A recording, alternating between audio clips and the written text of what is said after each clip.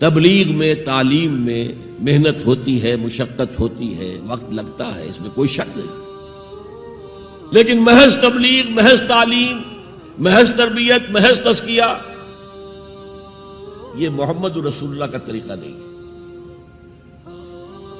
برا نہ مانیے، میری بات پر غور کیجیے۔ محمد رسول اللہ کا طریقہ کیا تھا؟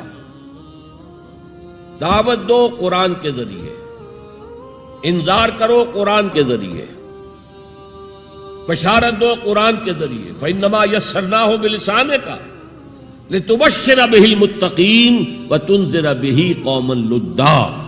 اے نبی، ہم نے اس قرآن کو آپ کی زبان میں آسان کر دیا ہے۔ وَلَقَدْ يَسَّرْنَا الْقُرْآنَ لِلذِّكْرِ فَهَلْ مِن مُدَّكِرٍ، 4 دفعہ آیا ہے سورہ قمر میں۔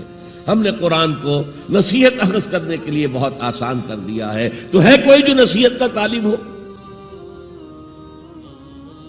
دعوت ہو، تذکیر ہو، فذکر بالقرآن من یخاف وعید۔ پہلا کام حضور کا یہ تھا، قرآن کے ذریعے سے لوگوں کو اللہ کی طرف بلانا۔ یہ دعوت، تبلیغ کسے کہتے ہیں؟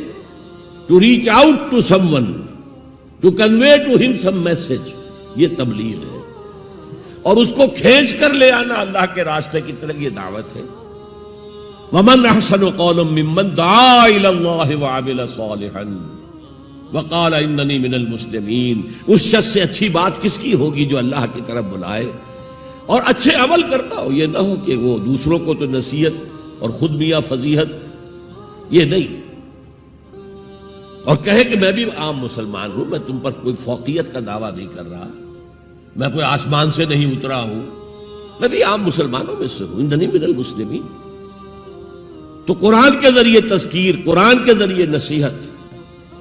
یا ایھا الناس قد جاءتکم موعظۃ من ربکم وشفاء لما فی الصدور، یہی ہے موعظہ، نصیحت، اور یہی ہے شفاء لما فی الصدور، دلوں میں جو روگ ہیں ان کا علاج یہ ہے۔ وَہُدًى وَرَحْمَةٌ لِّلْمُؤْمِنِينَ۔ تو حضور کا طریقہ پہلا کیا تھا؟ قرآن کو عام کرو۔ جہاں آپ گئے قرآن سنایا۔ آپ کے کوئی خطبات ہمیں نہیں ملتے۔ جمعے کے خطبوں میں کیا کرتے تھے؟ کان للنبی صلی اللہ علیہ وسلم خطبتان یجلس بینہما یقرأ فیہما آیات من القرآن ویذکر الناس۔ یہ صحیح مسلم کی روایت ہے۔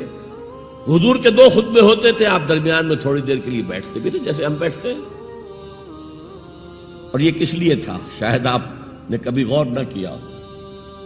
یہ اس لیے نہیں تھا کہ حضور کو کوئی تکان ہو جاتی تھی۔ آپ کے خطبے بہت مختصر ہوتے تھے، لمبے خطبے کی ضرورت کیا؟ جو سامنے بیٹھے عربی ان کی زبان ہے، قرآن عربی میں نازل ہوا ہے، حضور کے قلب سے، زبان مبارک سے ادا ہو رہا ہے، دلوں کے اندر جا کے اتر رہا ہے۔ لمبی بات کی ضرورت کیا تھی؟ بہت مختصر خطبے ہوتے تھے، لیکن پھر بھی بیٹھتے تھے۔ کیوں بیٹھتے تھے؟ یہ علامت تھی اس بات کی کہ یہ خطبہ جو ہے یہ ظہر کی 2 رکعتوں کا قائم مقام ہے۔ ظہر کی 4 رکعتیں فرض اور جمعے میں رہ گئی 2، بقیہ 2 کے قائم مقام یہ 2 خطبے ہیں۔ لیکن خطبوں میں کرتے کیا تھے؟ یقرأ آیات من القرآن، قرآن کی آیات پڑھ کے لوگوں کو سناتے تھے، وَيُذَكِّرُ النَّاسَ، اور اسی کے حوالے سے نصیحت کرتے تھے۔ بس اللہ خیر سمجھے۔ خطبہ نکاح ہے حضور کا، 4 آیتیں اس میں ہے صرف۔ ایک سورہ آل عمران کی آیت ہے، ایک سورہ نساء کی آیت ہے، 2 سورہ احزاب کی آیات ہیں۔ آپ نے اپنی طرف سے کوئی وعظ کہا ہی نہیں اس میں۔ تو تبلیغ، تعلیم، تذکیر، انذار، تبشیر، سب قرآن کے ذریعے سے۔ پہلا کام یہ، پھیلاؤ اس کو۔ اب اس کے بعد جو آ جائیں قبول کر لیں شعوری طور پر، ہماری طرح نہیں کہ وہ صرف ایک نسلی قسم کا عقیدہ ہے۔ ظاہر بات ہے اس وقت جو مان رہے تھے وہ تو دل یقین کے ساتھ مان رہے تھے نا، انہیں پتا تھا ہمیں گھر بار چھوڑنے پڑیں گے، ہماری بیوی ہم سے علیحدہ ہو جائے گی، والدین ہمیں گھروں سے نکال دیں گے، اور مارے پڑیں گی نوجوانوں پر اور غلاموں کے اوپر تو جو بے پناہ سختیاں ہوئی ہیں۔ تو ظاہر ہے جب تک یقین دل میں کامل پیدا نہ ہو جائے کوئی بھی زبان نہیں کھولتا تھا کہنے کے لیے کہ اشہد ان لا الہ الا اللہ واشہد ان محمد رسول اللہ۔ تو جو آ گئے ایمان کو قبول کر لیا، اب ان کو جمع کرو، منظم کرو، آرگنائزیشن۔ اس لیے کہ نظام کو بدلنا آسان کام نہیں ہے۔ کہیں بھی کوئی خلا تو ہے نہیں، کوئی نہ کوئی نظام ہے۔ ڈیموکریسی ہے تو وہ حاکمیت عوام کا نظام ہے، کیپٹلزم ہے تو وہ ڈکٹیٹرشپ آف دی کیپٹلسٹ ہے، نظام تو ہے نا۔ ہمارے پاکستان میں جاگیرداری ہے تو وہ جاگیرداروں کا ملک ہے، انہی کی حکومت ہوگی۔ اور سیاست ہمارے ہاں جو ہے وہ جاگیرداروں کا میوزیکل چیئرز گیم ہے اور کچھ بھی نہیں۔ بہرحال ہر نظام کے ساتھ ویسٹڈ انٹرسٹ ہوتا ہے۔